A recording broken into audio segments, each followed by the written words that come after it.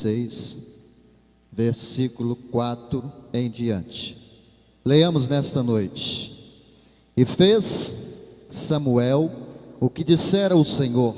Quando chegou a Belém, as autoridades da cidade lhe saíram ao encontro, tremendo, e perguntaram: é de paz a tua vinda? E respondeu ele: é de paz. Vim sacrificar ao Senhor, consagrar-vos, e vinde comigo ao sacrifício. Então ele consagrou a Jessé e os seus filhos, e os convidou para o sacrifício. Então entraram eles. Samuel viu a Eliabe e perguntou: certamente perante o Senhor o seu ungido. O Senhor, porém, disse a Samuel: não tentarás para a sua aparência, nem para a sua altura, pois eu rejeitei. O Senhor não vê como o homem vê. O homem olha para o que está diante dos teus olhos, mas o Senhor olha para o coração. Então chamou Jessé Abinadab e fez passar diante de Samuel, que disse: nem a este escolheu o Senhor. Então Jessé fez passar Samar, mas Samuel disse: tampouco a este escolheu o Senhor. Assim fez passar Jessé seus 7 filhos diante de Samuel, mas Samuel disse a Jessé: o Senhor não escolheu a estes. Assim perguntou Samuel a Jessé: acabaram-se os seus filhos? Respondeu Jessé: ainda falta o menor, que está apacentando ovelhas. E disse Samuel ainda: chamá-lo, e não nos assentaremos à mesa até que ele chegue. Então mandou buscá-lo e fez entrar. Ele era ruivo, de belos olhos e de boa aparência. E disse o Senhor: levanta-te e unge-o, é este mesmo. Assim tomou Samuel o vaso de azeite e ungiu no meio de seus irmãos. E daquele dia em diante o Espírito do Senhor se apoderou de Davi. Então Samuel se levantou e foi para Ramá. Amém? O que é que nós podemos aprender aqui, igreja? Que nós, muitas das vezes, nós olhamos a aparência, olhamos aquilo que está diante dos nossos olhos, aquilo que conseguimos enxergar, até quando nossos olhos alcançam. Às vezes nós pensamos que Deus irá fazer algo na vida de uma pessoa, assim como Samuel esteve ali, e quando viu aquele primeiro filho de Jessé, ele atentou a aparência, um homem alto, forte, soldado do rei. Então ele queria ungir a ele, achando que era ele. Mas Deus, Ele te chama, irmão, e é Ele quem te capacita. Não olhe para aquilo que você é, mas aquilo que Deus pode fazer na sua vida. Amém? Vamos louvar o Senhor nesta noite.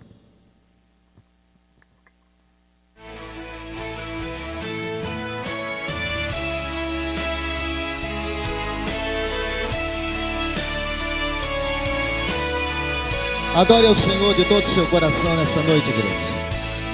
Aleluia. Deus é fiel para cumprir todas as promessas na sua vida. Aleluia.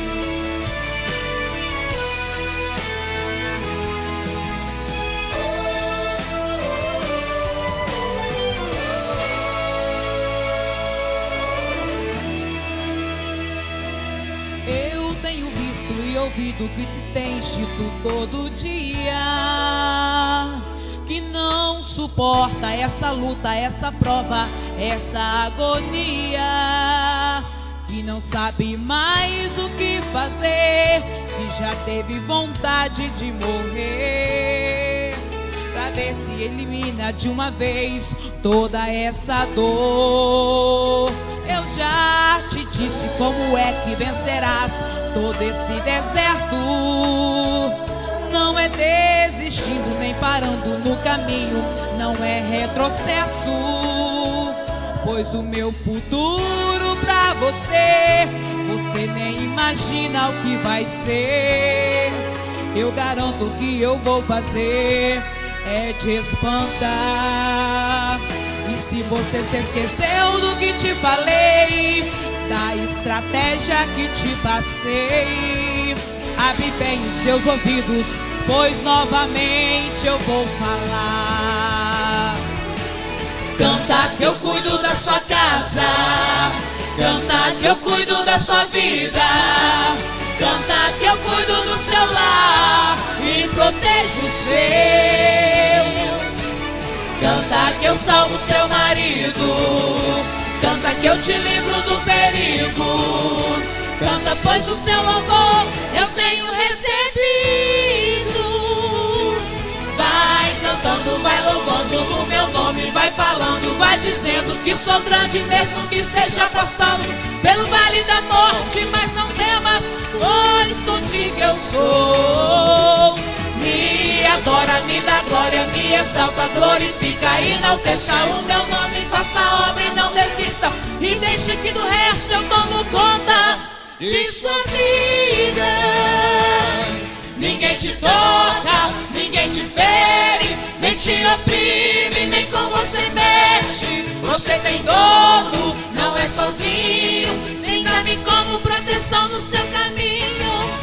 És meu ungido, meu escolhido, não tem por que se preocupar, ficar aflito. Eu já falei, de novo eu vou falar, que por você eu passo até o sol parar. Já escrevi o seu final, a sua história sou eu que estou escrevendo. Se alegra, pois o fim da sua história termina vencendo. Agora é só vitória, vitória, vitória, vitória, vitória. Agora é só vitória, agora é só vitória, vitória, vitória, vitória, vitória. Agora é só vitória. Canta que eu cuido da sua casa, canta que eu cuido da sua vida, canta que eu cuido do seu lar e protejo os seus. Canta que eu salvo seu marido, canta que eu te livro do perigo, canta pois o seu louvor eu tenho recebido. Vai cantando, vai louvando o meu nome, vai falando, vai dizendo que sou grande mesmo que esteja passando pelo vale da morte, mas não temas, pois contigo eu sou. Me adora, me dá glória, me exalta, glorifica, enalteça o meu nome, faça a obra e não desista, e deixa que no resto eu tomo conta de sua vida. Ninguém te toca, ninguém te fere, nem te oprime, nem com você mexe. Você tem dono, não é sozinho, tem a mim como proteção no seu caminho. És meu ungido, meu escolhido, não tem por que se preocupar, ficar aflito. Eu já falei, de novo eu vou falar, que por você eu faço até o sol parar. Já escrevi o seu final, a sua história sou eu que estou escrevendo. Se alegra, pois o fim da sua história termina vencendo. Agora é só vitória, vitória, vitória, vitória, vitória. Agora é só vitória, agora é só vitória, vitória, vitória, vitória, vitória. Agora é só vitória. Que eu cuido da sua vida. Não somente cantar, meu querido. Quando nós servimos a Deus, fazemos a obra que Ele quer, Ele está cuidando de nós. Aleluia. Só que nós só alcançamos a vitória quando nós estamos debaixo das onipotentes mãos de Deus. Quando nós estamos em obediência à palavra do Senhor e o que Ele quer que nós façamos. Glória a Deus. Vamos estar louvando Me Derramar. Esse hino é conhecido e a igreja pode nos ajudar.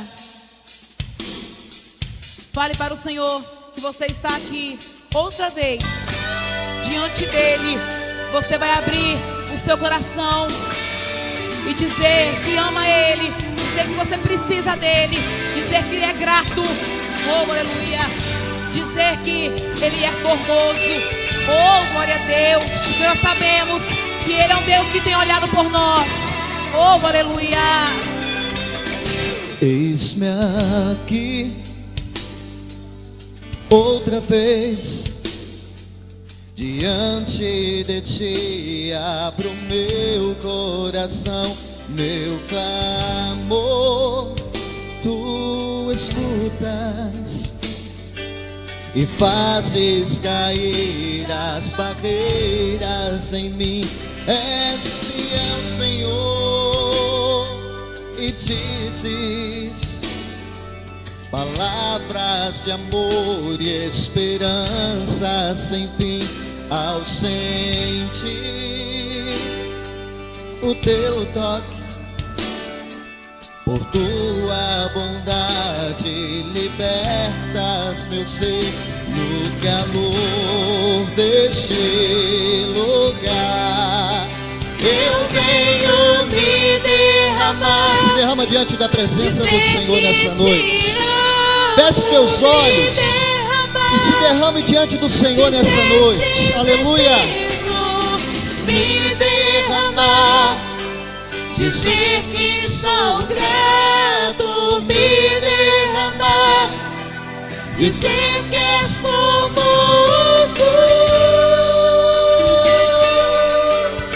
Oh, aleluia.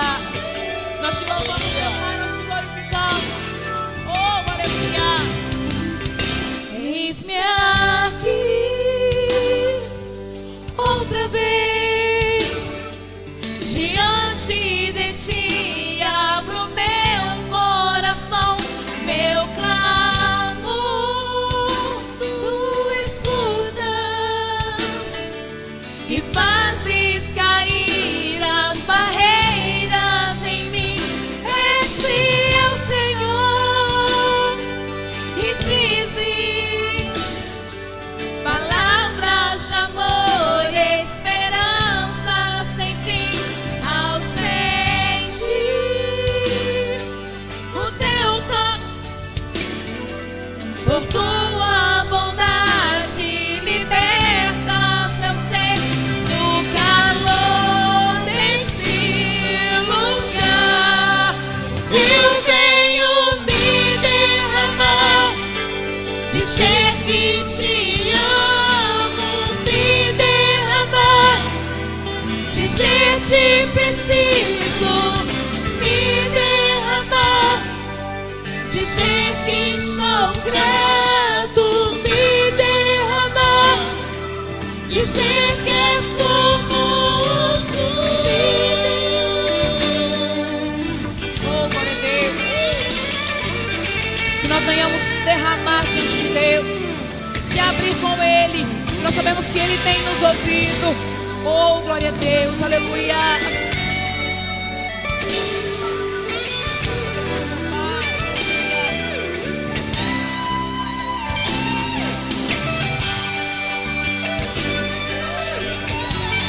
Sinta a presença de Deus, meu irmão, nesta noite. Sinta o mover do Espírito Santo, aleluia. Esqueça todo o problema, toda a dificuldade, toda a luta que você está passando lá fora. E se ligue na presença de Deus nessa noite, cada dia mais. Me derramar, dizer que te amo. Me derramar, dizer te preciso. Me derramar, dizer que sou grato. Me derramar, dizer que és formoso. Me derramar,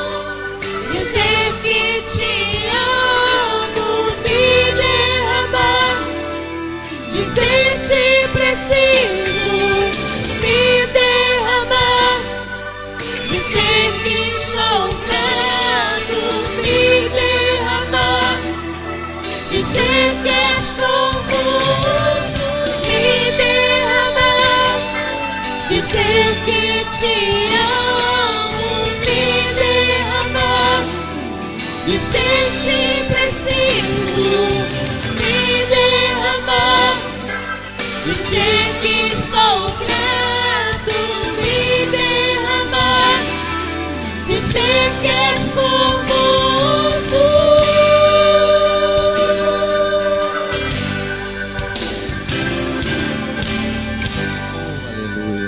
Que as palmas glorifiquem, exalta o nome do Senhor. E assim eu volto a palavra do pastor. Amém, queridos? Esse hino, esse trabalho é um convite a você se derramar na presença do Senhor. Vou explicar derramar porque temos irmãos chilenos de outro país aqui. Derramar? Sim? Então derramar na presença do Senhor.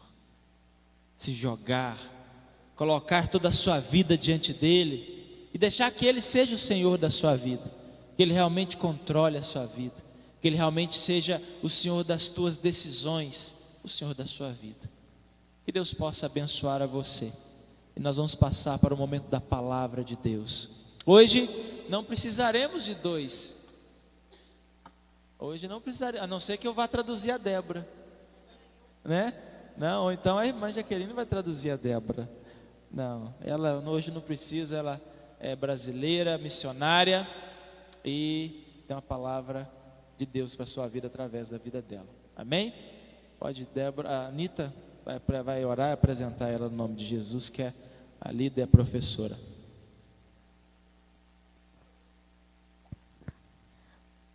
Oi, hermanos, boa noite. Paz do Senhor sea con você.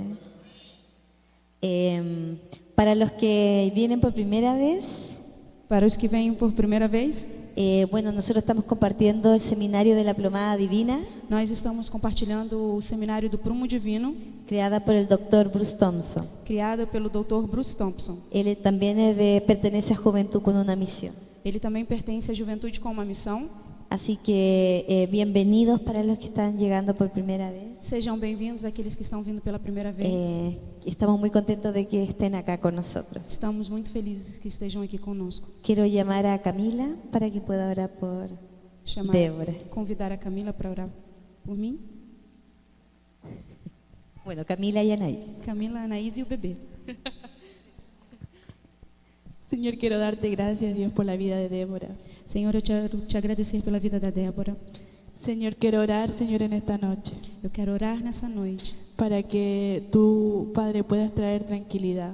Que, Pai, Tu possas trazer tranquilidade. Yo sé que tú usarás, Señor, la vida de Débora, Señor. Eu sei que o Senhor usará a vida da Débora, Senhor. Señor, quiero que tú puedas estar hablando a su corazón Tu possas estar falando ao meu coração, Senhor. y que ella pueda hablar, Señor, lo que tú pones en su corazón, E Señor. que ela possa falar aquilo que está falando, Tu está falando ao seu coração. Padre, gracias por la vida de Débora. Obrigado pela vida da Débora. La bendecimos, Señor, en esta noche A abençoamos nessa noite y declaramos tu presencia en ella. e declaramos a Tua presença nela. Y declaramos tu presencia en este lugar. E declaramos a Tua presença nesse lugar. Y damos libertad a tu espíritu E damos liberdade ao Espírito Santo para que hagas como tú quieras hacer. para que Tu faças aquilo que Tu queres fazer. Gracias, Dios. Obrigada, Deus. Amén. Amém. Amém. O pessoal acha que é mais fácil cantar aqui quando você fala o idioma, mas não é não, viu? Eu estava ali no cantinho, ali orando, Senhor, não estou preparada. Será que eu orei o suficiente? Não orei o suficiente, não falei com o Senhor o suficiente o dia inteiro. Eu passo o dia enchendo a paciência de Deus, né? Eu passo o dia perguntando as coisas para Ele, assim. E eu falei, Senhor, eu não tenho, como é que eu vou fazer? Mas é a misericórdia dEle que traz a gente aqui. O tema que eu vou compartilhar hoje se chama Muro de Rejeição. Aí você pode perguntar aqui, por que muro, né? Por que a gente fala, esse povo fala tanto de muro, de muralha, né? Dessas coisas? Porque nós criamos muros dentro do nosso coração para nos proteger. E esses muros às vezes nos afastam de Deus, nos afastam das pessoas. E a gente tem que aprender a derrubar esses muros. E eu vou falar desses muros, mas antes eu queria falar um pouquinho de mim. Para aqueles que não me conhecem, meu nome é Débora, eu sou do Rio de Janeiro, eu tenho 41 anos. E aquela é minha família, linda. Ali no canto é eu e minha irmã, ela está loura, agora ela não está mais loura. O nome dela é Alessandra. Aqui são os meus pais, eu voltando da minha segunda vez no Chile. Eles indo me buscar no aeroporto. Aqui embaixo são os meus príncipes e princesa, o Lucas, a Melina e o Gabriel, meus sobrinhos. E a foto aqui do canto e última são os meus pais, a minha irmã e meu cunhado. Essa é a minha família. Todos são maiores que eu. Antes eu era pequenininha, agora eles, né, não, mas ela está maior do que eu porque ela está de salto, porque ela é do meu tamanho. A menina é do meu tamanho, mas a minha irmã é maior do que eu. Eu estou no segundo degrau da escada da casa dela, ela é grande. Mas os meus sobrinhos têm quase 1,90 m de altura, eles. São gigantes assim também, são grandões. O da ponta aqui é um dos meus apoiadores, ele é advogado, a menina está estudando, e o outro é médico veterinário com chamado para missões, a menina tem chamado para missões, a minha irmã já está se desesperando lá em casa, que a família tem chamado para missões. Mas essa é a minha família, e eu estou morrendo de saudade deles, falta pouquinho para me vê-los, vou vê-los quando chegar no Rio, mas é a minha bênção, falta uma semana para me vê-los. E a gente vai falar sobre o muro de rejeição. Esse muro, ele, antes da gente falar para vocês, ele passa na nossa vida primeiro. A gente passa tudo isso daí primeiro. Para que a minha vida comece a mudar, né, eu tenho que analisar para mim primeiro, para depois falar para vocês. E se eu quero mudança no mundo, eu tenho que mudar e ajudar as outras pessoas a mudarem, correto? O fundamento desse muro é o déficit de amor. Quem estava aqui ontem sabe, né, o que é o déficit de amor. Pode ser pais ausentes, pode ser uma educação muito disciplinada, rígida, não disciplinada, uma educação muito rígida, pais que condicionavam o amor dos filhos e tantas coisas. Esse é o solo do muro de rejeição. E o fundamento é o orgulho, a incredulidade. É quando a gente não acredita no amor de Deus e aí a gente vai, né, ficando, não, nada para mim serve, não, ninguém me ama, ninguém me quer. Sabe aquela história, ninguém me ama, nem ninguém me quer, quando você pega a florzinha, bem me quer, mal me quer, sempre sai mal me quer? É assim.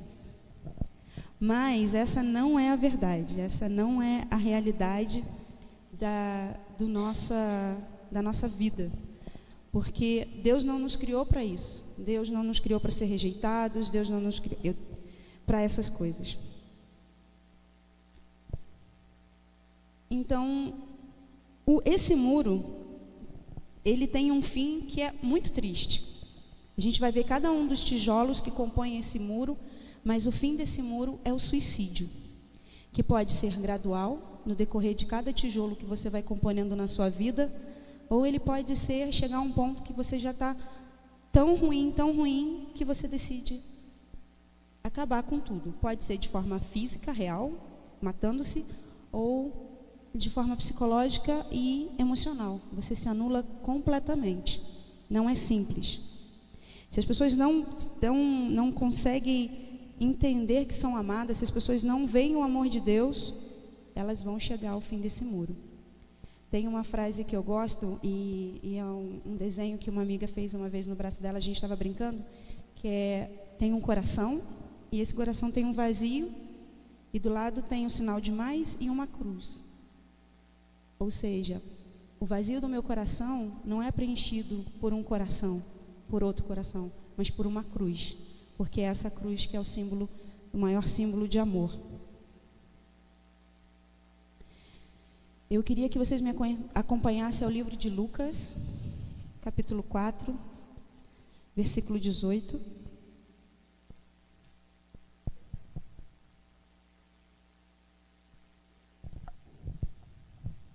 Amém? Evangelho de Lucas, capítulo 4, versículo 18.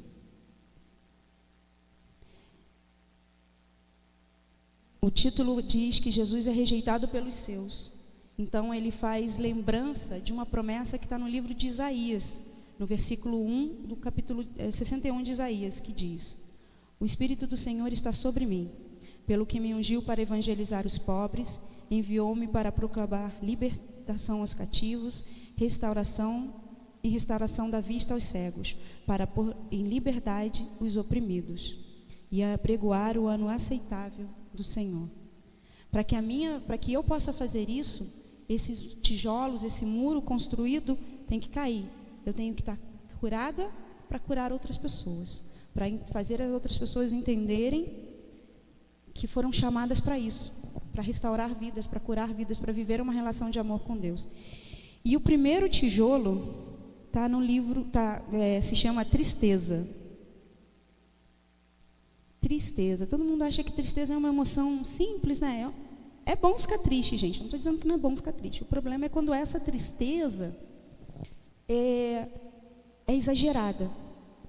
A gente pode ficar triste porque alguém faleceu, a gente pode ficar triste porque perdeu o emprego. É normal, Deus nos deu emoção, Ele criou as nossas emoções. Jesus se entristeceu. Quando Ele chega para ver Lázaro e Lázaro morreu, o que diz a palavra? Jesus chorou, porque o seu amigo estava morto. O problema da tristeza é quando ela se torna uma coisa permanente. Quando você está o tempo todo...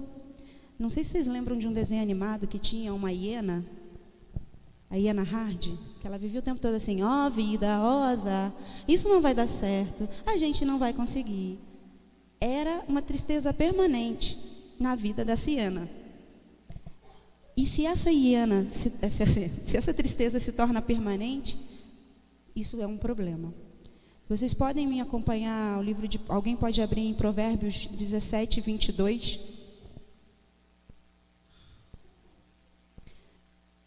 Livro de Provérbios, capítulo 17, versículo 22.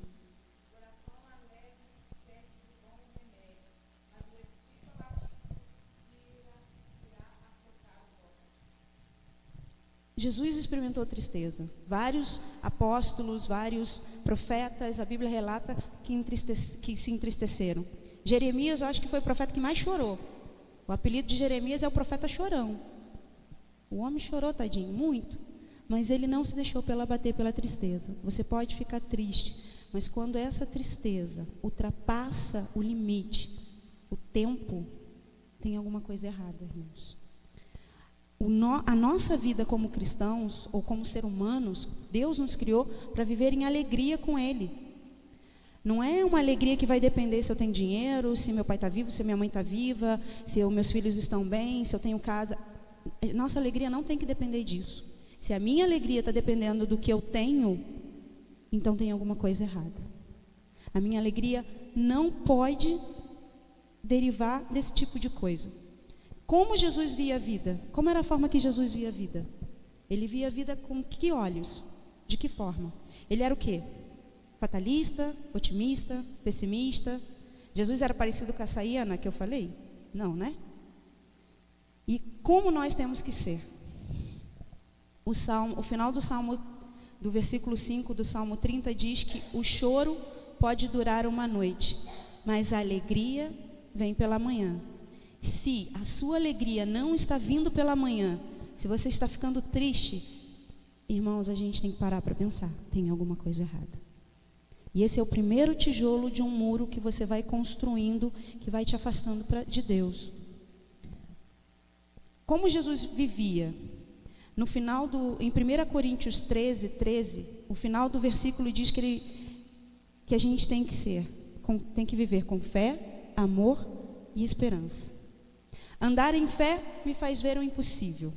Entender que Deus transforma aquilo que não é possível ver em algo visível. Ver a vida com amor. Jesus via a vida com amor. Jesus olhava para as pessoas, sentia tristeza. Na parábola do rico, quando o jovem rico chega perto de Jesus, a Bíblia Shed diz que, a versão da Bíblia Shed diz que Jesus o olhou e o amou. Mesmo sabendo que ele não ia fazer nada do que ele precisava fazer, Jesus o olhou e o amou. Jesus via a vida com amor. com fé, com esperança. Ele não manipulava, ele valorizava as pessoas, ele valorizava a sua própria vida. Como você tem andado? Como você tem visto a sua vida? Você está o tempo todo... Aí a gente entra no segundo tijolo. Você está o tempo todo... Ai de mim, coitado de mim, só eu sofro, porque eu, tudo eu. Isso é autocompaixão. Você passa o dia assim, tudo eu. Tudo sou eu que tenho que fazer. Tudo acontece comigo. Tudo eu. Tudo eu.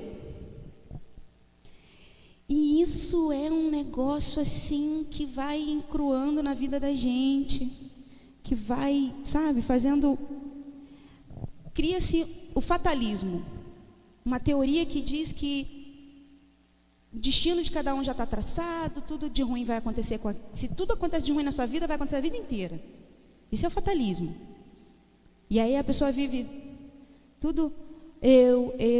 Esquece de olhar para a cruz. A cruz está na frente dele. Mas acho que ele bota um espelho na frente da cruz e... Tadinho de mim, coitado de mim. Só eu que sofro. É sempre assim. Se vocês podem me acompanhar até Mateus 16, 22.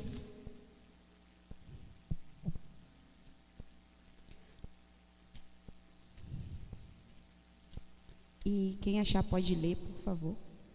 Mateus 16, Evangelho de Mateus, capítulo 16, versículo 22.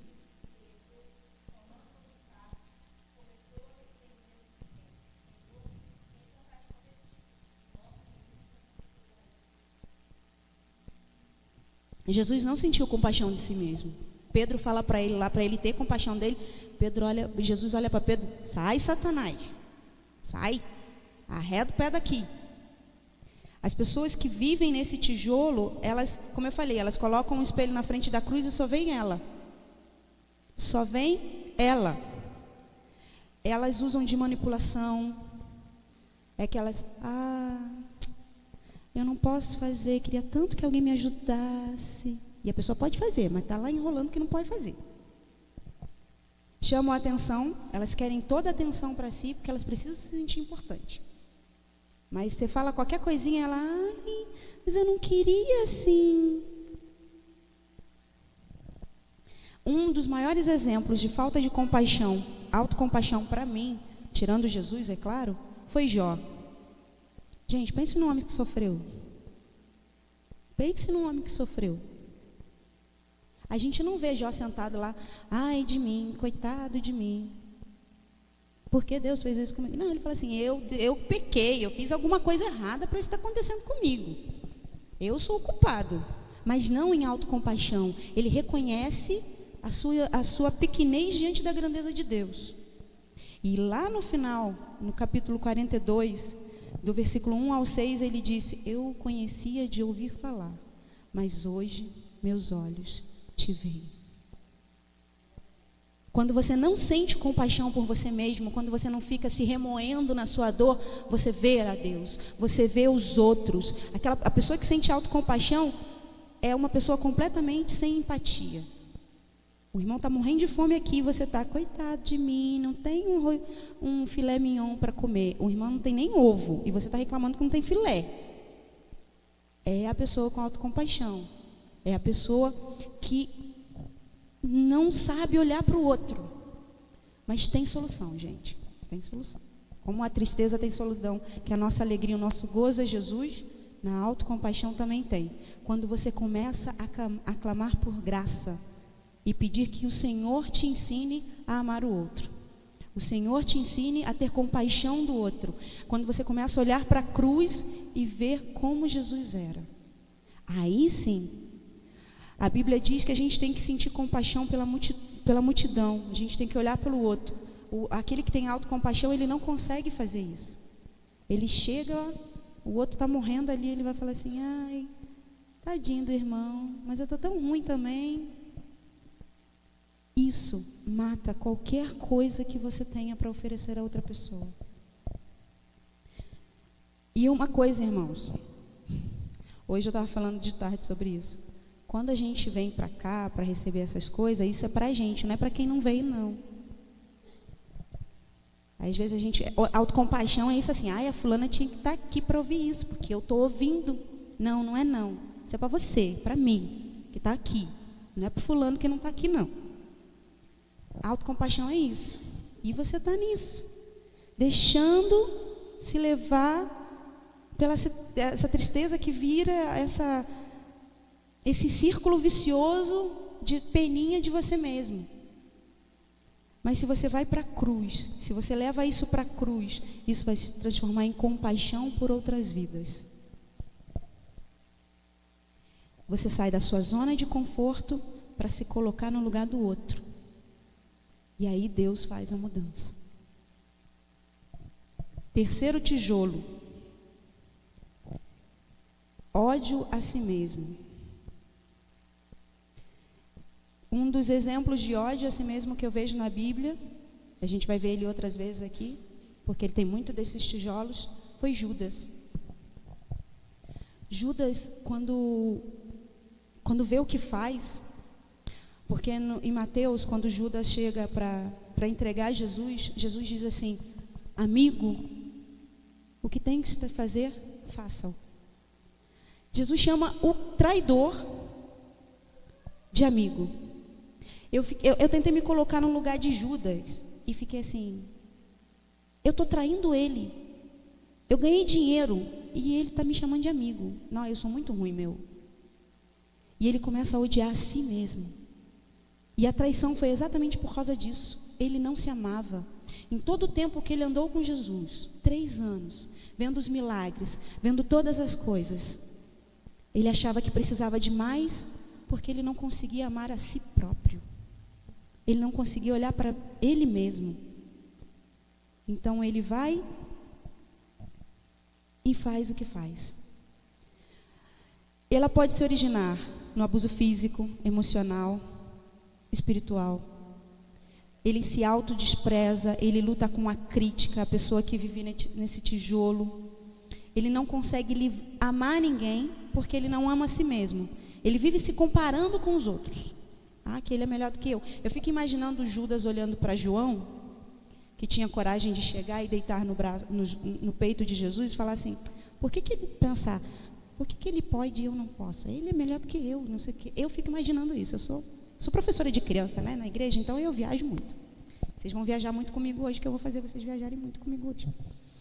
Ele usa de sarcasmo, de ironia, para ferir o outro e para ferir ele mesmo. Porque ele tem a necessidade de se ferir.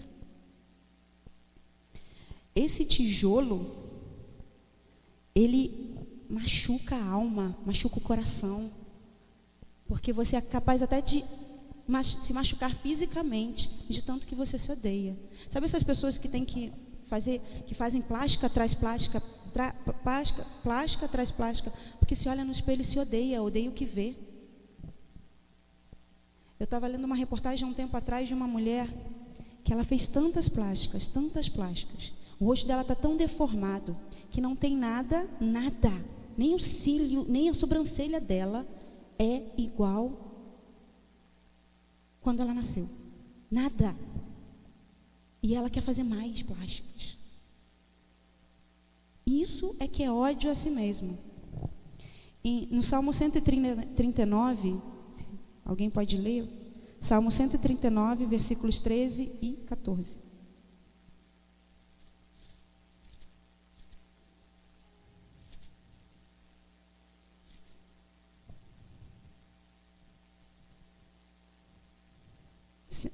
Treze e 14.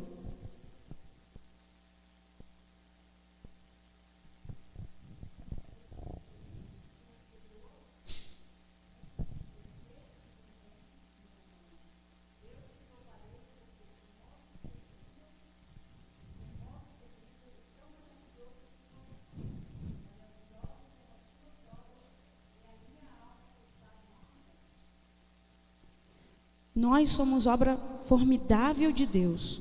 Judas não conseguia ver isso. Uma vez eu estava orando e perguntei, Senhor, se ele, em vez de se enforcar, tivesse ido para a cruz, como foram os outros, o Senhor tinha perdoado ele? Porque eu não sei se eu perdoava o cara, não. E aí Jesus me deu, como a gente diz aqui no Brasil, né, um tapa com luva de pelica. Eu perdoei você, aí tá bom, sem comentários. Mas ele não conseguia. Ele passou toda a sua vida triste, em autocompaixão, odiando a si mesmo, a ponto de precisar tomar uma decisão de trair aquele que mais o amou, que foi Jesus. Isso nos leva ao quarto tijolo, a depressão. Eu já escutei muita gente dizer assim, depressão é frescura. Depressão, crente não fica depressivo. Fica. Porque a depressão, ela não é só emocional ou psicológica.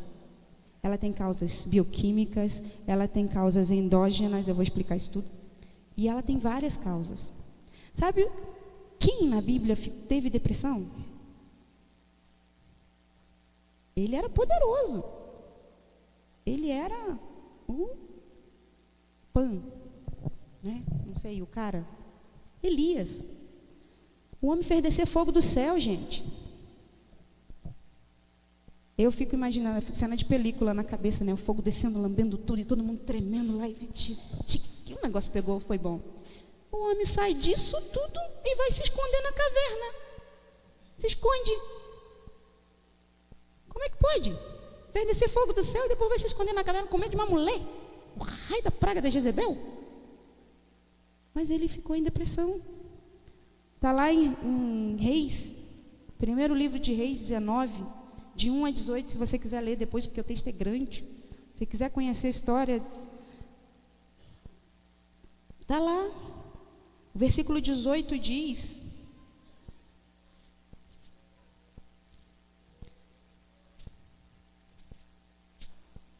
versículo 18 diz assim: também conservei em Israel 7.000, e todos os joelhos que não se dobraram a Baal, e toda a boca que não beijou. Isso era Deus falando para Elias assim: filho, olha lá, tem um monte de gente para te ajudar. E o homem estava escondido na caverna.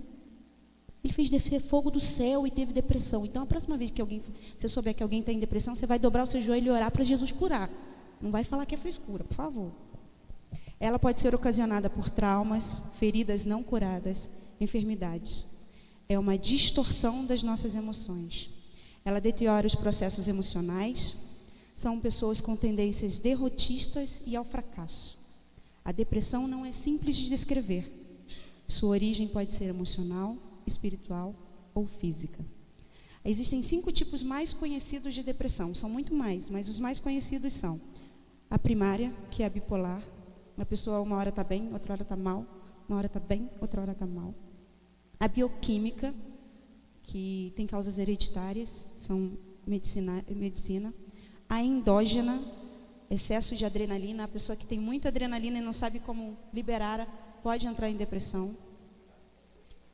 Associada por traumas, como grandes eventos de desastres naturais, terremotos, tsunamis, genocídios, isso pode causar depressão. E a última, espiritual, causada por práticas ocultistas. Isso acontece na igreja também. Eu tenho um pastor amigo meu que fala de macumba de crente, que deseja o mal para o irmão. Tem um hino, não vou dizer o nome do hino não, mas tem um hino aí que eu falo que ele é um beijinho no ombro gospel, porque a pessoa fala assim: eu vou estar no palco e você que não me ajudou vai se arrepender. É uma coisa assim. Eu não sei como é que é não, porque eu não escuto essas coisas não. E eu falei: Jesus, que é isso? Da onde que está isso na Bíblia? Misericórdia. Isso é ocultismo. É desejar o mal para o irmão. Aí você entra em depressão, não sabe por que entrou em depressão. A perda de alguém pode levar você à depressão e pode ser hereditária. Meu cunhado e meu sobrinho mais velho têm hereditárias. Graças a Deus estão tratados, graças a Deus agora estão bem, mas passaram um período difícil. Eu tive depressão uma fase da minha vida. Tem a depressão temporária, permanente e... esqueci a outra, perdão. Eu tive depressão temporária.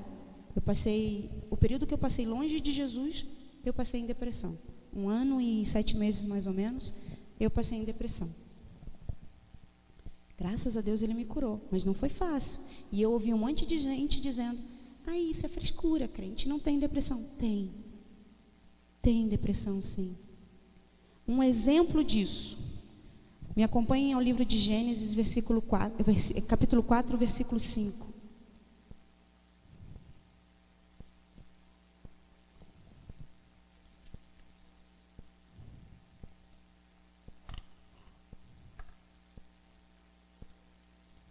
Amém? Alguém pode ler?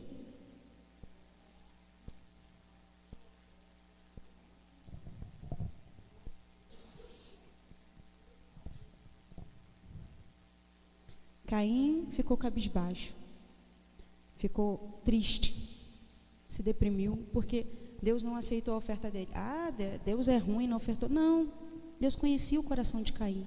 A oferta de Caim não foi a melhor. Ele fez de qualquer maneira. E aí ele ficou triste, ficou depressivo. Ele não aceitou. E isso o levou a matar o seu irmão. A depressão não quer, a pessoa que é depressiva, ela não quer mais sentir tristeza, mas ela simplesmente não sabe como se livrar disso. A pessoa com depressão, para se livrar disso, ela precisa ser incentivada a ter metas, a ter novos sonhos, acreditar nos planos de Deus para a vida dela, mas ela precisa de pessoas ao seu lado que estejam: você vai conseguir, vamos focar nisso, foca na cruz. Deus precisa de pessoas do lado dela, mesmo que ela esteja medicada, mesmo que ela esteja sendo cuidada, ela precisa que a gente apoie. Ela precisa que a gente esteja do seu lado e dizendo: você vai conseguir. Tem que entender a verdade de Deus para a vida dela. Tem que entender que Deus é o único que pode direcionar os sonhos, os planos. Essa pessoa vai precisar, ela vai se esconder. E aí você não quer ter trabalho, não vai buscar essa pessoa que está lá com depressão. Gente, tem que ter trabalho, foi para isso que a gente foi chamado. A gente tem que ir lá buscar o profeta dentro da cova. A gente tem que buscar. No caso de Elias, ninguém foi buscar, foi Deus que: vamos lá, meu filho, sai daí. Mas se Deus às vezes vai te usar para buscar a pessoa, vai te usar para ajudar a pessoa. Então, por favor, não seja como a gente vai ver agora no quinto tijolo, a apatia. A apatia é aquela pessoa que sua vida é completamente sem emoções. Ela vem do grego aphatos, privado de emoções. E muitas vezes isso foi causado por abuso de autoridade. Aquela coisa assim: não chora, não chora. Se você chorar, você não é homem. Se você chorar, você está sendo desobediente. Não chora. E aí a pessoa, e aí cresce: não posso demonstrar minhas emoções, não posso chorar, não posso rir. Ou senão a criança é alegre demais e: fica quieta, criança. Aí dá um cascudo na criança. E aí vai crescendo, matando as suas emoções, se enterrando as suas emoções. Vai viver uma vida ociosa, uma vida sem propósito. Mas Deus não nos fez assim.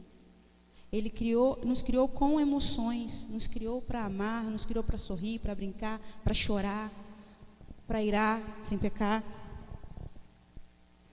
Mas uma coisa que a gente às vezes não sabe é que a apatia, ela pode ser um disfarce para as pessoas que não conseguem lidar muito bem com as suas emoções, porque não aprenderam, porque tinha que engolir o choro, porque tinha que sentar comportado na mesa e não podia nem piscar, sabe? Eu lembro, eu tenho uma tia que ela tem assim verdadeira paranoia com limpeza. E os meus primos cresceram sem poder deixar cair um grão de arroz no chão. E aí uma vez eles estavam na minha casa, a gente era pequeno, e meu primo derramou um copo de refrigerante. E ele já virou para minha mãe assim: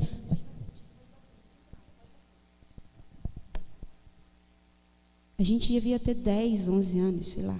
E ele já não sinto nada. Porque a mãe fez, ele condicionou a ele a isso. 11 anos de idade, não sinto nada. A gente foi às escolas esses dias e tinha uma menininha que ela não queria tirar foto. Por que você não quer tirar foto? Não quero, não gosto. 10 anos eu acho que tinha a menina. Que criança que não gosta de tirar foto, gente? Pelo amor de Deus. Crianças apáticas que têm a sua emoção morta. Sabe? Essa pessoa, por falta de emoções, ela não consegue desfrutar da presença de Deus. Ela não consegue desfrutar do amor de Deus. Ela não sente a presença de Deus. Um exemplo de falta de empatia, de falta de emoções, está na parábola do bom samaritano. Passou o sacerdote, olhou para o homem lá e estou nem aí. Passou o levita, viu o homem lá, estou nem aí. Mas aí tem uma coisa boa, vem o samaritano que ninguém dava nada por ele e ajuda o homem. Apatia. A pessoa não consegue mirar o outro e ajudar. Jesus era uma pessoa completamente ao contrário disso. Jesus amou ao jovem quando viu o rico. Jesus chorou quando Lázaro morreu. Quando ele olha Jerusalém de longe, ele se entristece pela cidade que poderia estar sendo e não estava sendo. Jesus tinha essas emoções. O sexto tijolo, inferioridade. A pessoa com inferioridade vai sempre viver à base de fazendo tudo para que você o ame, né? É aquela pessoa que fica assim: olha aqui, eu limpei, esperando que você faça, que você fale assim: nossa, ficou bom, né? Você fez direitinho. É a pessoa que vive assim. É o mesmo exemplo lá da hiena. Ai, eu não posso nada, eu não consigo nada. Ó vida, ó azar. É a pessoa. Um exemplo disso na Bíblia foi Saul. Em 1 Samuel 9, 21, vocês podem me acompanhar? 1 Samuel 9, 21.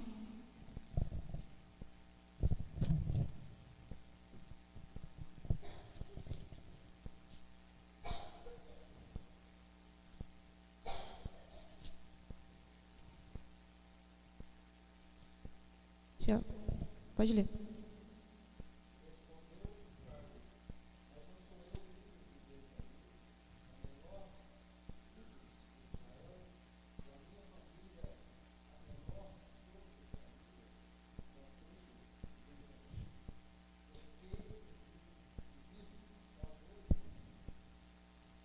Ele falou isso tudo para o profeta Samuel.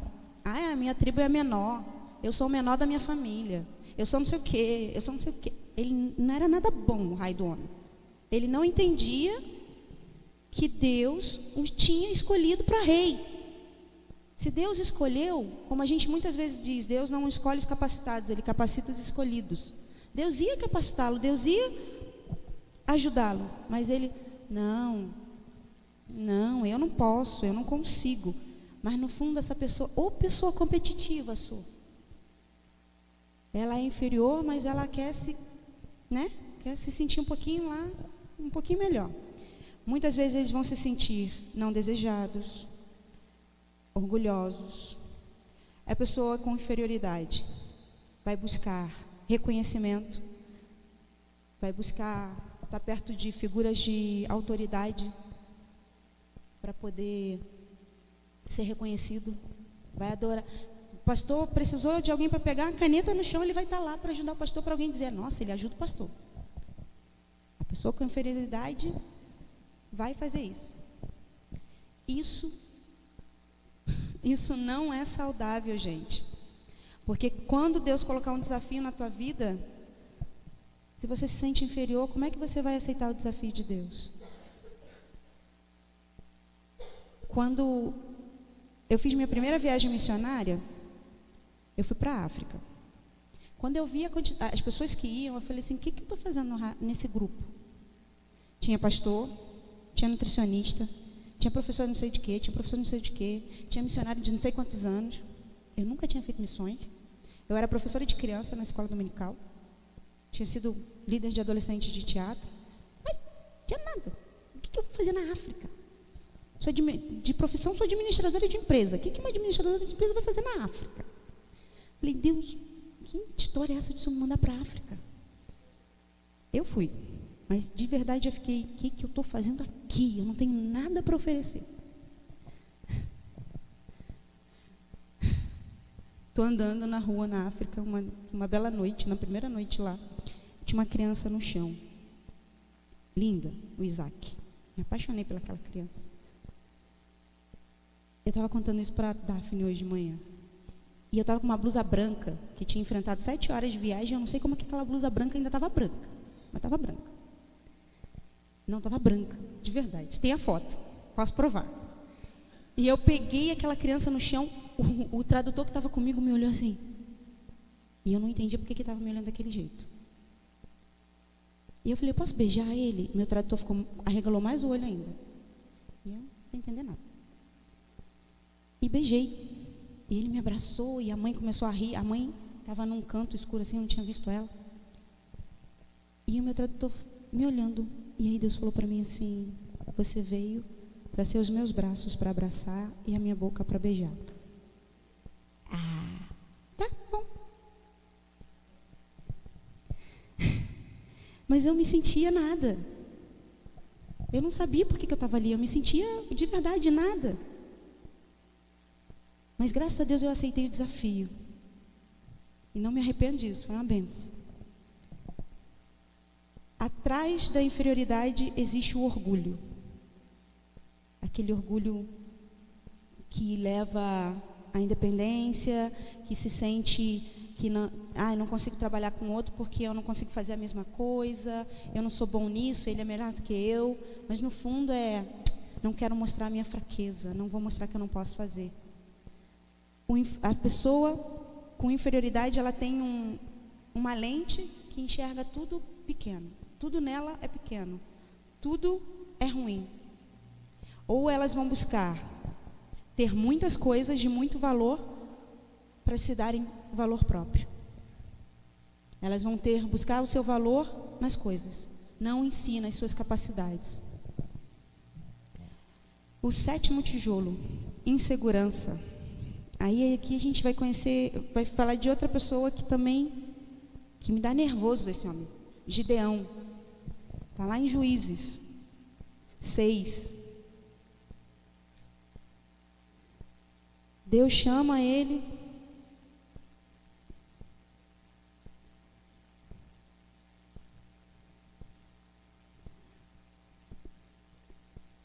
O capítulo 6... todo conta a história, 6 e 7 vai contando sobre a história de Gideão, até o capítulo 8. Mas no 39 e 40, ele pediu um monte de prova de Deus que ele era o escolhido. Eu falei, Deus, tu tem muita paciência. Eu não ia ter metade da sua paciência, Deus.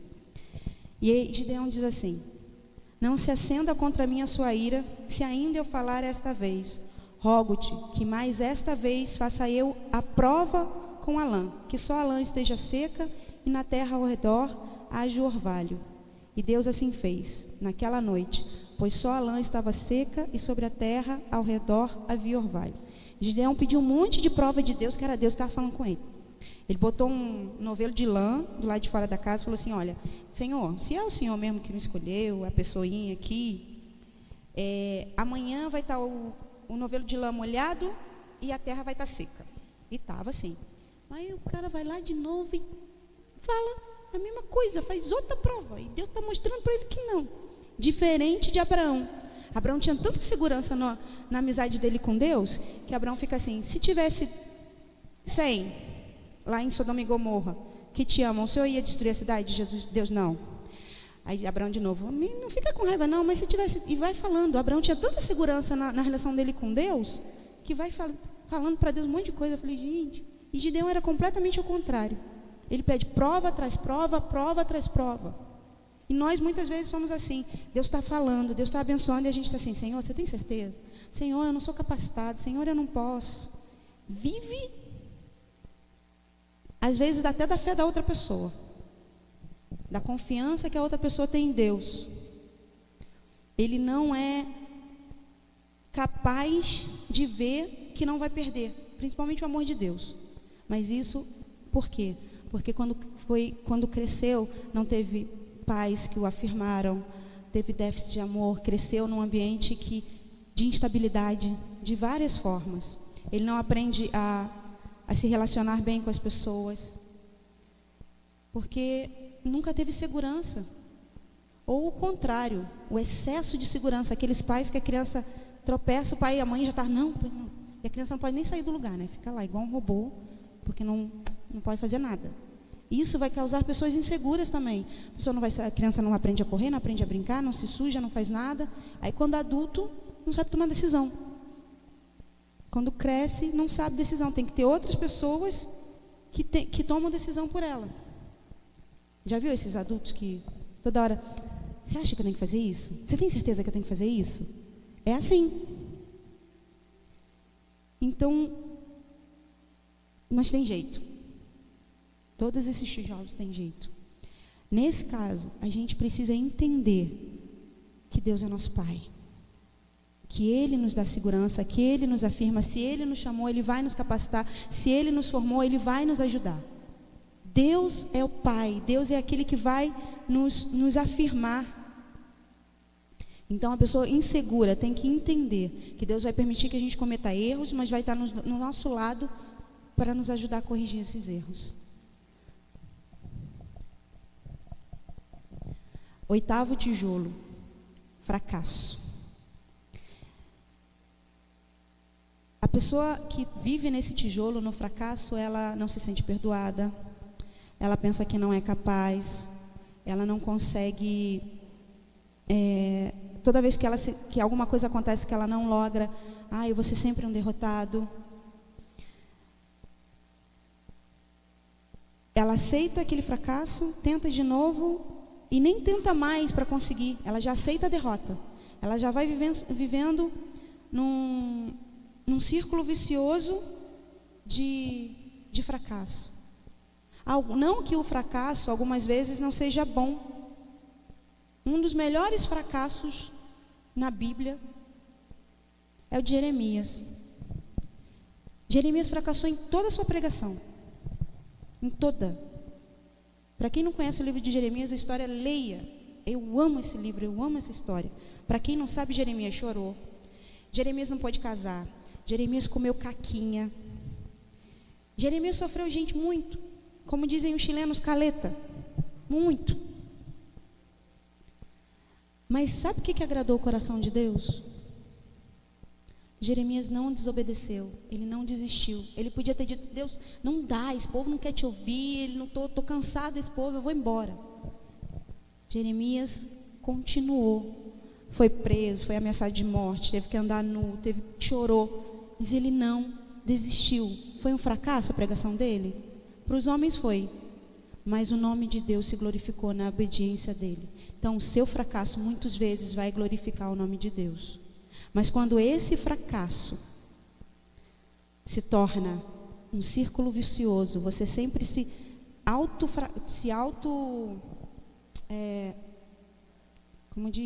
sabota. Você já entra numa coisa, num plano, numa coisa, já pensando na derrota, no fracasso. Você não põe os teus planos, você não põe as tuas decisões na mão de Deus. Então, como é que faz? Vocês podem me acompanhar a Mateus 18?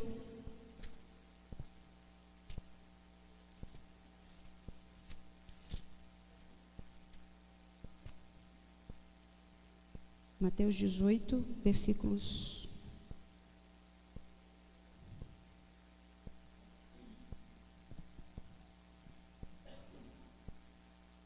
21 e 22. Então Pedro, aproximando-lhe, perguntou, Senhor, até quantas vezes meu irmão pecará contra mim, que eu lhe perdoe? Até 7 vezes. Respondeu Jesus, não te digo até 7 vezes, mas até 70 vezes 7. O fracasso, uma das causas principais, é quando a gente não consegue se perdoar pelas coisas que a gente passou, ou pelo que a gente fez. E aí a gente já leva essas dores, essa falta de perdão, para o nosso dia a dia. E aí a gente já fala, para que eu vou tentar? Eu vou fracassar mesmo, nunca consigo nada. E você já vai levando isso, já vai acrescentando mais uma derrota atrás derrota. Você olha, eu fracassei lá atrás, foi minha culpa, eu não soube fazer. Quando a gente não se perdoa, quando a gente não consegue, aí não dá. Mas a gente tem que olhar para o fracasso, como eu disse, da perspectiva de Deus. Qual é a perspectiva de Deus para o meu fracasso? Por que eu fracassei nisso? Qual foi a perspectiva de Deus para o fracasso de Jeremias? Deus sabia que o povo não ia ouvir. Deus já sabia. Mas ele se glorificou no fracasso de Jeremias, porque a obediência de Jeremias fez algo muito maior lá na frente. Às vezes o nosso fracasso aqui vai glorificar a Deus e vai me ensinar que eu tenho que continuar tentando, porque Deus, no momento certo, vai fazer com que eu logre aquilo que eu quero. Mas se eu vivo num fracasso, num círculo vicioso, sem colocar isso para Deus, sem perguntar para Deus por quê, isso vai me afastar de Deus. O 9º tijolo é a culpa.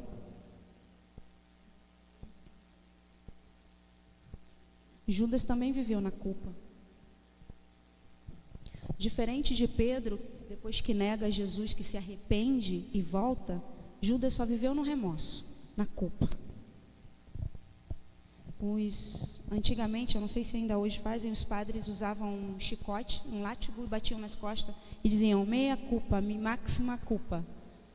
Se eles olhassem para o lado errado, eles se lastimavam, se machucavam, se culpavam por tudo, não conseguiam se sentir perdoados. A culpa te afasta de Deus, vira um estilo de vida. Você se sente tão sujo pelo seu pecado, que você acha que Deus não vai te perdoar mais, esquecendo que Ele é Deus, esquecendo que Ele é capaz de perdoar todas as coisas. Só tem um que não tem perdão, gente. Só tem um. E é por isso que Ele te odeia, porque você tem perdão, porque você tem direito de ser chamado filho de Deus. O único que não tem perdão já está condenado eternamente, mas a gente tem. Nós temos direito ao perdão de Deus, foi por isso que Jesus morreu na cruz. A gente não precisa viver na culpa. Quando nós reconhecemos que temos a culpa, que nós reconhecemos que precisamos disso e falamos: Senhor, eu preciso entender e receber o teu perdão, aí as coisas mudam. Lógico, você pecou? Pecou. Mas Deus vai te perdoar. Você vai viver a consequência do seu pecado. O fato de Deus te perdoar não quer dizer que você não vai viver a consequência do seu pecado. Mas quando você perdoa, quando você se perdoa e Jesus tira isso de dentro de você, você vai andar em liberdade. Quando você não se perdoa, quando você anda com a culpa, você não consegue ver os propósitos que Deus tem para a sua vida, você não consegue entender que você pode mudar, que Deus tem o melhor para você. Então, para mudar, para sair desse tijolo, é reconhecer e entender que Deus perdoa pecados, que Jesus morreu na cruz por nós, que o sangue de Jesus nos limpa, purifica de todo pecado.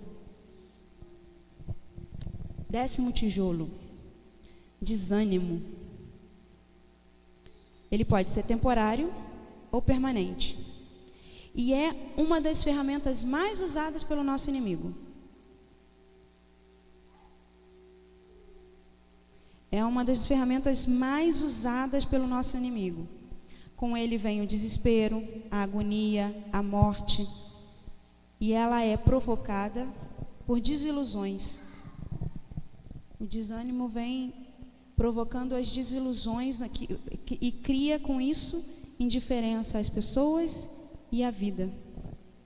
O desânimo pode ser físico, emocional e psicológico. Ele pode ser causado por constante abuso de autoridade. Em Abacuque 1:4, ele está desanimado. O profeta está desanimado. Abacuque de 1-4, ele diz: Senhor, eu estou vendo o povo, eu vou parafrasear, está tudo difícil, o povo é idólatra, o povo faz tanta coisa, Senhor, eu não consigo ver a saída. O profeta está desanimado. O desânimo, ele provoca abatimento, cansaço, ele desgasta a nossa vida. No Salmo 73:3, se alguém pode ler.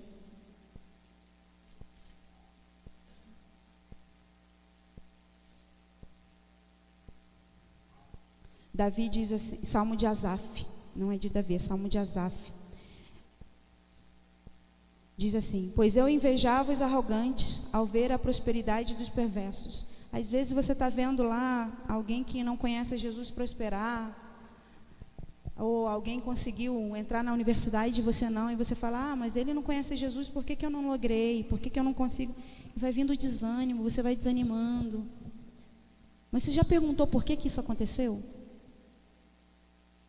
Você já perguntou por que Deus não te dá tudo que você quer? Ele pode. Às vezes ele dá o que a gente quer para a gente quebrar a cara. E aí a gente aprende. Aí você vai desanimando: mas não sei, ele faz isso e não ama Jesus e conseguiu o que eu queria. Já parou para pensar que Deus às vezes tem algo muito melhor para você? E você está parando aí no seu desânimo porque o outro conseguiu e você não? Para vencer o desânimo, você tem que olhar para a cruz e lembrar que Deus tem algo melhor, que Jesus é o seu ânimo, que Jesus é aquele que vai te fortalecer. É a voz dele que tem que todo dia dizer: levanta, meu filho, eu estou aqui, eu vou te ajudar. E você tem que confiar nessa voz. Ele que vai te ensinar a caminhar no meio da dificuldade. Quando os discípulos estavam no barco e a tempestade estava caindo, Jesus não estava. Estava todo mundo com medo, e agora? E Jesus vem caminhando sobre o mar. Aí o Pedro, gosto muito de Pedro, ele olha para que todo mundo pensando que era um fantasma. Eu já imagino a cena, que todo mundo gritando: tem um fantasma na água. Aí o Pedrão olha para Jesus, diz: não, sou eu. Aí: é tu mesmo, Jesus? É. Então me mande ir aí. Aí no meio do caminho falta um pouquinho de fé, mas ele não desanimou, ele tentou. Os outros devem estar todo mundo escondido, assim, com medo, e o Pedrão foi lá, firme e forte. No meio do caminho ele caiu, mas ele foi. Quantas vezes a gente não vai por causa do desânimo? Quantas vezes a gente olha para a dificuldade e nem vou começar porque eu não vou terminar? Não é assim às vezes? E o desânimo mata aquilo que Deus tem para você, o desânimo leva aquilo que Deus tem para a sua vida. 11º tijolo: desesperança. Sabe quem sentiu desesperança? Pode não parecer, mas sabe quem sentiu desesperança? Ele é conhecido como o homem segundo o coração de Deus. Davi. No Salmo 69, de 1 a 3, Davi diz: salva-me, ó Deus, porque as águas me sobem até a alma. Estou atolado em profundo lamaçal, que não dá pé. Estou nas profundezas das águas e a corrente me submerge. Estou cansado de clamar. Secou-se-me a garganta. Os meus olhos desfalecem de tanto esperar por meu Deus. Davi era um rei incrível.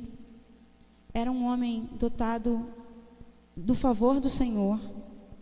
Tudo que ele pedia para Deus, Deus dava. Até ele sentiu desesperançado.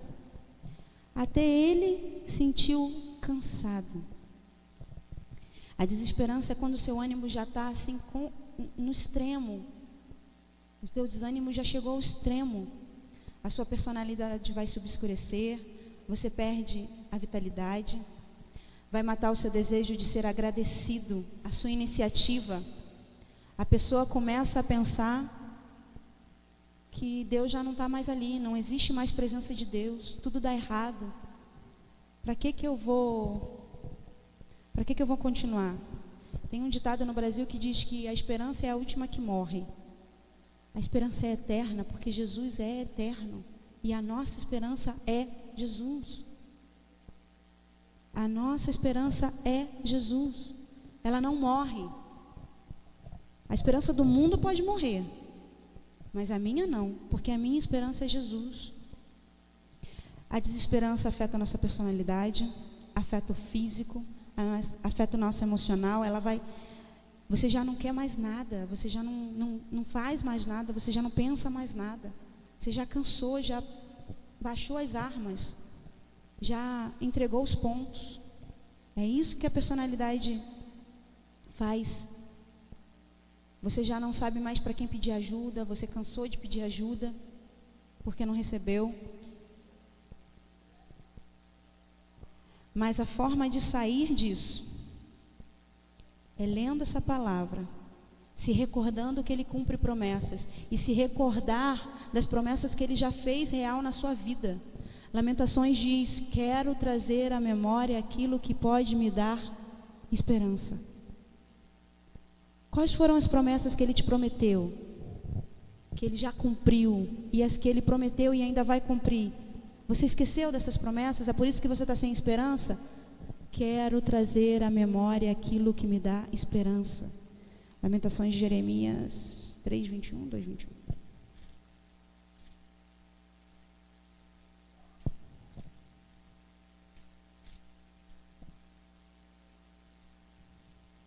Três, 21. Quero trazer à memória o que pode me dar esperança. Você já perdeu a esperança? Você anda desesperançado? Traz à memória aquilo que Ele já te prometeu e cumpriu, e aquilo que Ele ainda tem para cumprir. Não deixe a desesperança matar os sonhos de Deus, os planos de Deus para a sua vida, porque Deus não precisa sonhar, Ele já planejou, Ele não dorme. A Bíblia diz que aquele que te guarda não dormita. O que tem matado os propósitos de Deus na sua vida? O que? 12º tijolo, penumbra. Para quem não sabe o que é penumbra, é o estado entre a luz e a sombra. Nem é luz completa, nem é sombra completa. É o meio termo. Já é um estado depressivo crônico. Você perde o controle das suas emoções, você não vê uma saída, você não encontra a solução. Você já tem um bloqueio mental, você já não consegue mais ver Deus de forma nenhuma. Aí você também já está vivendo uma ação demoníaca. Satanás já está tomando tanto de você que ele te cega. Um exemplo disso está no endemoniado gadareno, em Marcos 5, Evangelho de Marcos, capítulo 5.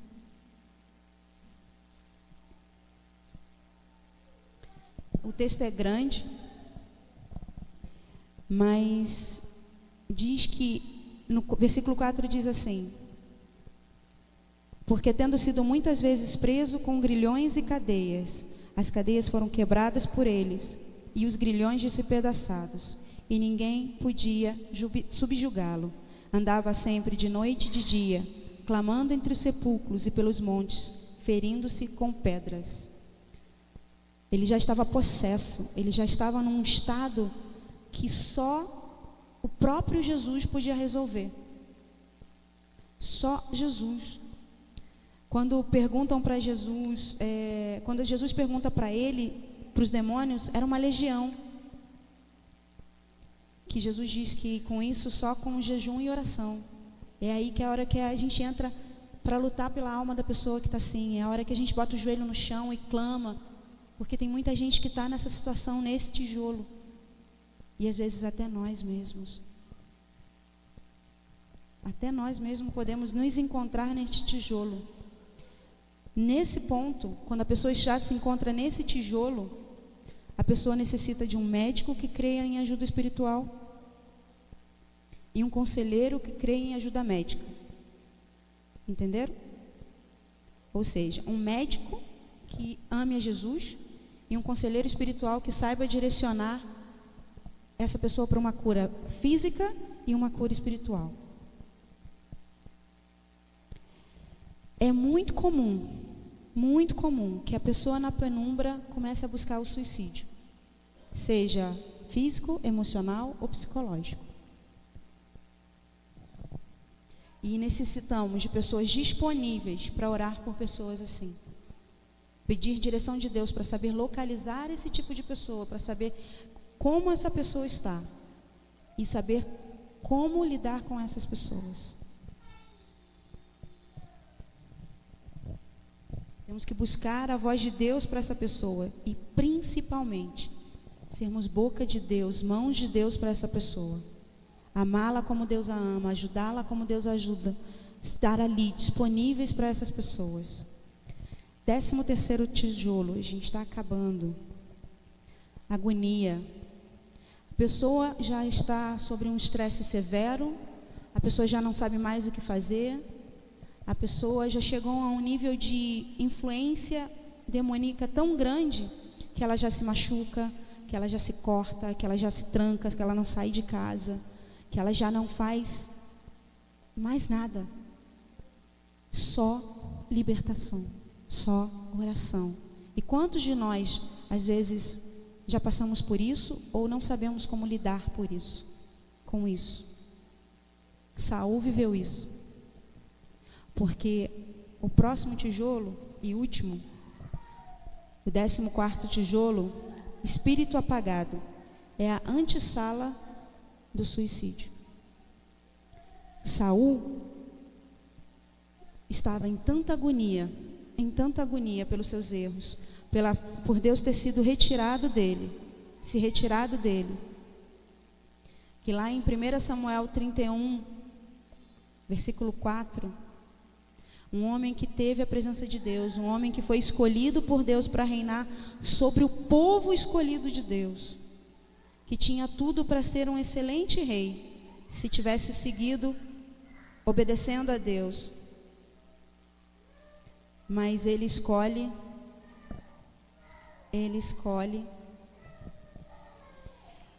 morrer. Então disse Saul ao seu escudeiro: arranca a tua espada e atravessa-me com ela, para que porventura não venham estes incircuncisos e me transpassem e escarneçam de mim. Porém o seu escudeiro não o quis, porque temia muito. Então Saul, tomando da espada, se lançou sobre ele. E sabe o que é pior? A consequência do desespero de Saul foi tão grande que o escudeiro se matou também. Quando a pessoa chega aqui,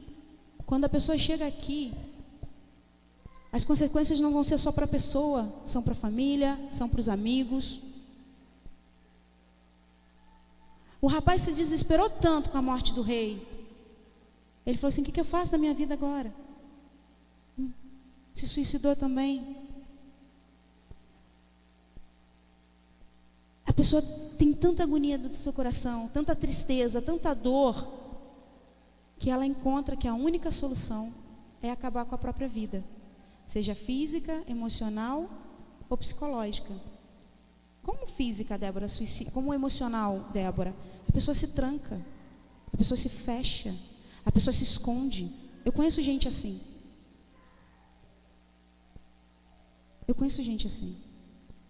Eu vivi uma agonia tão grande na época da minha depressão, que eu tentei me matar.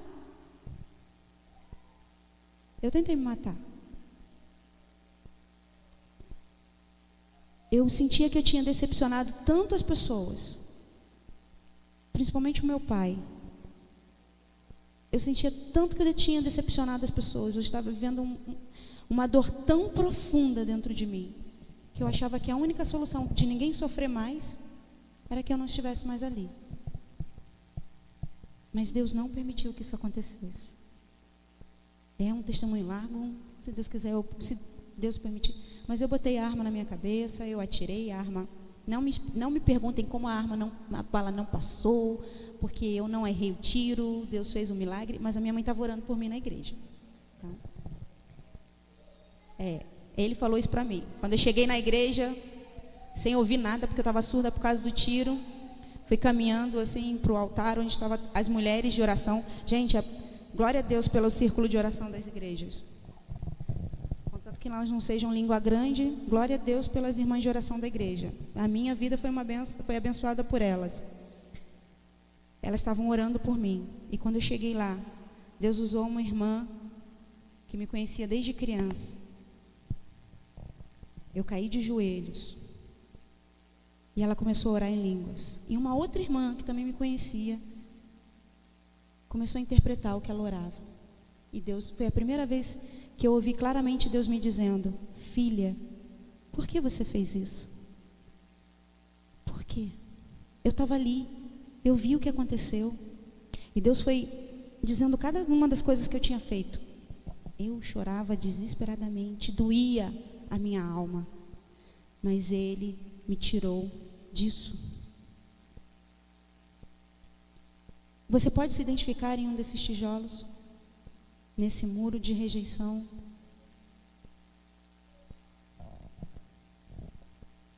fracasso, desânimo, desesperança, apatia. Há uma história na Bíblia, para terminar, que me encanta. Eu sou apaixonada por essa história. E ela está nos 4 evangelhos, mas a versão que eu mais gosto é a versão que está no livro de Lucas, capítulo 7. Eu não vou ler porque é muito grande, mas se você quiser ler depois. Sobre uma mulher que tinha tudo para estar nesses tijolos. Ela provavelmente estava em todos esses tijolos. Ela era rejeitada pela sociedade. Ela tinha estigmas, prostituta, pecadora, não serve para nada. Ela provavelmente vivia em desesperança. Ela provavelmente vivia na penumbra. Mas Jesus chega. Jesus a liberta. E essa mulher se aproxima dele. Cai aos seus pés. Quebra o que ela tem de mais precioso. E alguém pode dizer, mas ela pode ter comprado isso com o dinheiro da prostituição. Para Jesus não interessa como ela comprou. O que interessa para Jesus é que ela entendeu que a salvação estava nele. Ela entendeu que ela tinha perdão. Ela entendeu que ela não precisava viver na culpa. Ela entendeu que ela não precisava viver sozinha, na desesperança. Essa mulher entendeu que precisava derrubar os muros que ela construiu e ir até Jesus. Ela conseguiu sair desse muro, entendendo que a sua salvação, a sua cura estava em Jesus. Você se identifica com alguns desses tijolos? Eu quero que você abaixe a sua cabeça. Não precisa se levantar agora. E eu quero que você se pergunte: em qual parte desses tijolos você está? Com qual deles você se identificou? Com qual deles você tem sentido que está passando? Qual deles tem sido aquele que você tem sofrido? The room grew still as she made her way to Jesus. She stumbled through the tears that made her blind. She felt such pain. Essa música conta essa história, que ela entendeu.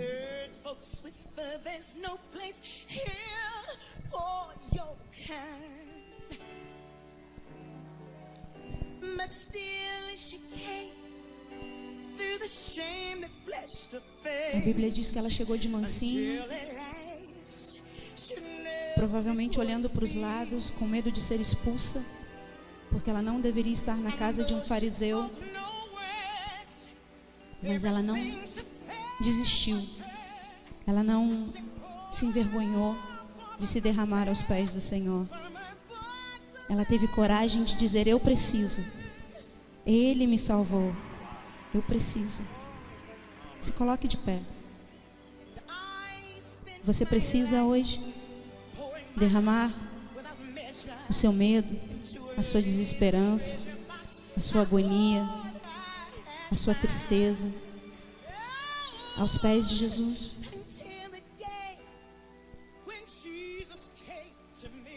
Como eu disse no início, eu falei: Senhor, o que eu vou falar hoje? Eu não tenho nada para falar, Deus. Eu estou realmente... E Deus pergunta: você está disposto a abrir mão hoje de olhar para mim, de tirar o espelho que você colocou na frente da cruz, se sentindo sozinho, olhando só para você e não para mim?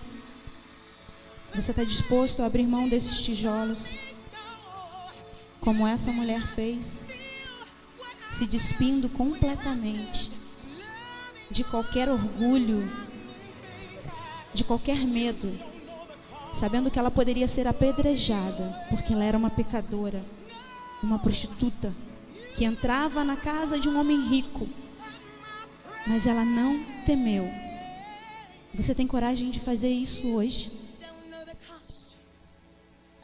Se você tem essa coragem, se você quer dizer, Senhor, eu preciso derramar nos teus pés todo o meu medo, toda a minha dor, toda a minha tristeza, erga a sua mão e um de nós vai orar por você. Um de nós vai orar por você. Erga a sua mão. Senhor, eu quero orar por cada uma das pessoas que estão aqui. Estes tijolos, Senhor, nos impedem de ver a cruz. Nos impedem, Senhor, de andar nos teus propósitos, de ver o destino que tu tens para nós. Estes tijolos, Senhor, nos impedem de amar. Nos impedem, Senhor, de fazer a tua vontade. Quantas vezes, Senhor, temos deixado que a tristeza nos impeça de vivermos na alegria do Senhor? A tua palavra diz que a alegria do Senhor é a nossa força. Quantas vezes, Senhor, eu tenho deixado a depressão me ganhar e me escondido da tua presença, Senhor. A culpa, deixado Satanás me dizer, você é um pecador. Para que Deus quer você? O que você tem para oferecer?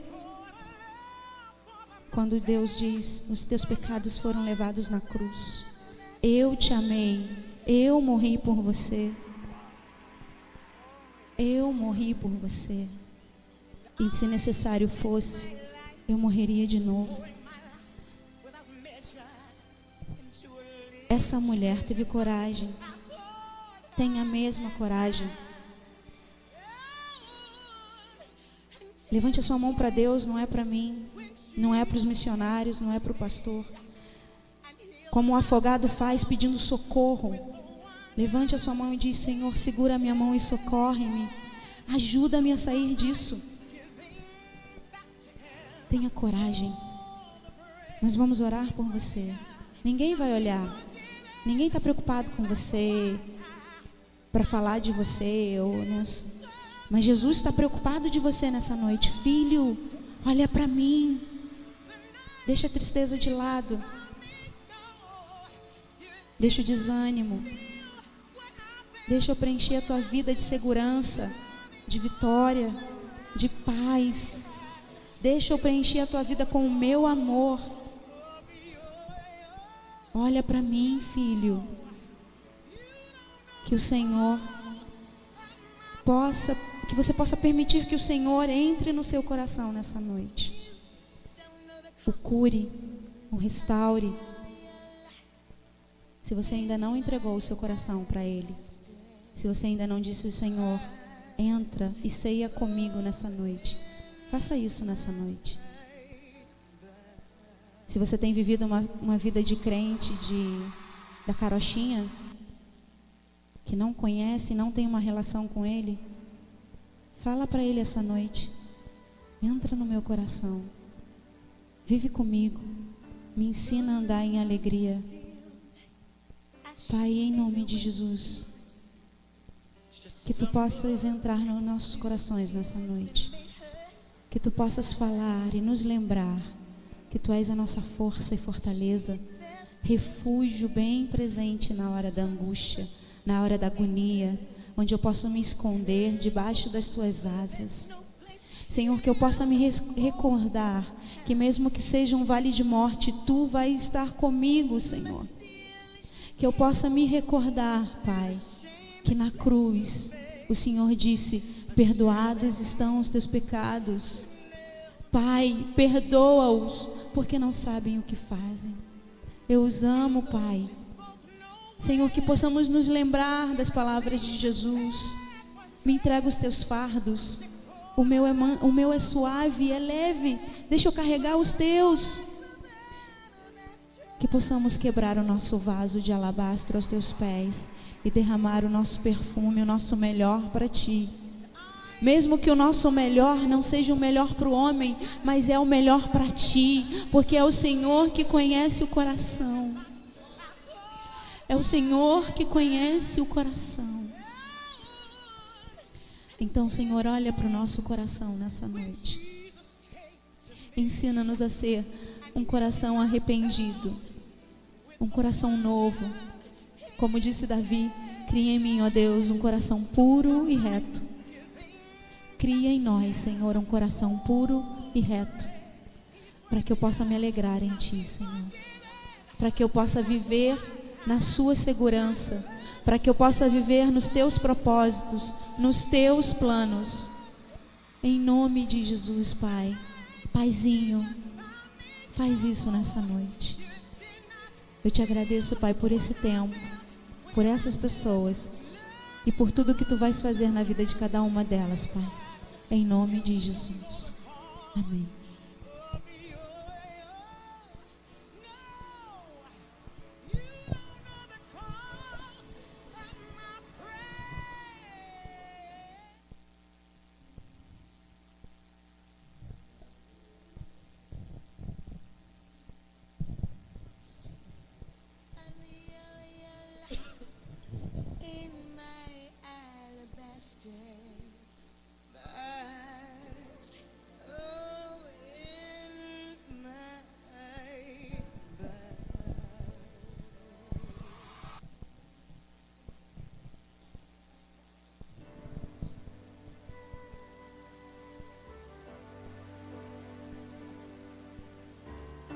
The room grew still as she made her way to Jesus. She stumbled through the tears that made her blind. She felt such pain. Some spoke in anger. Heard folks whisper, there's no place here for your kind. But still she came through the shame that flushed her face, until at last she knelt before His feet. And though she spoke no words, everything she said was heard, as she poured her love for the Master from her box of alabaster.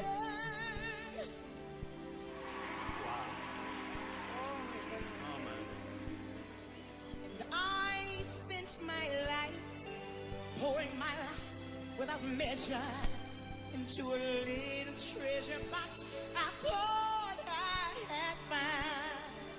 Oh, until the day when Jesus came to me and healed my soul with the wonder of His touch.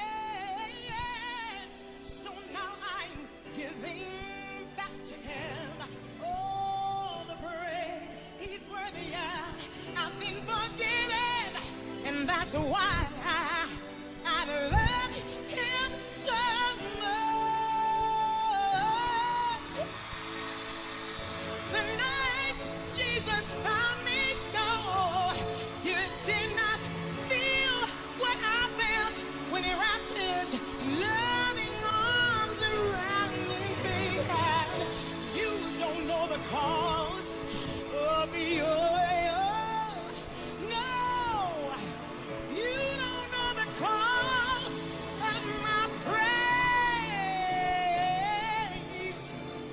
You don't know the cost of your life in my alabaster box. Oh, in my box.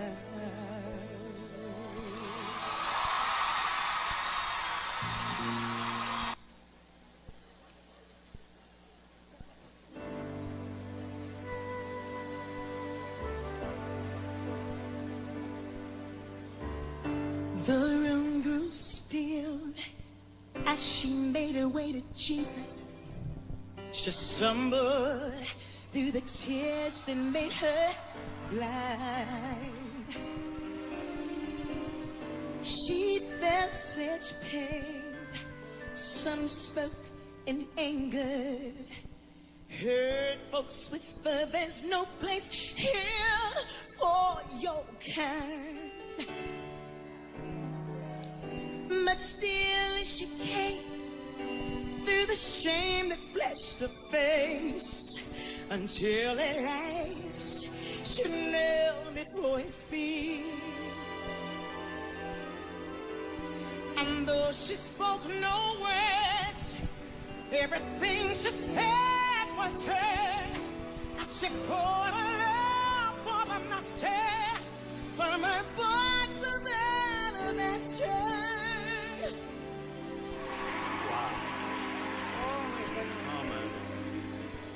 And I spent my life pouring my life without measure into a little treasure box I thought I had found. Oh, until the day when Jesus came to me.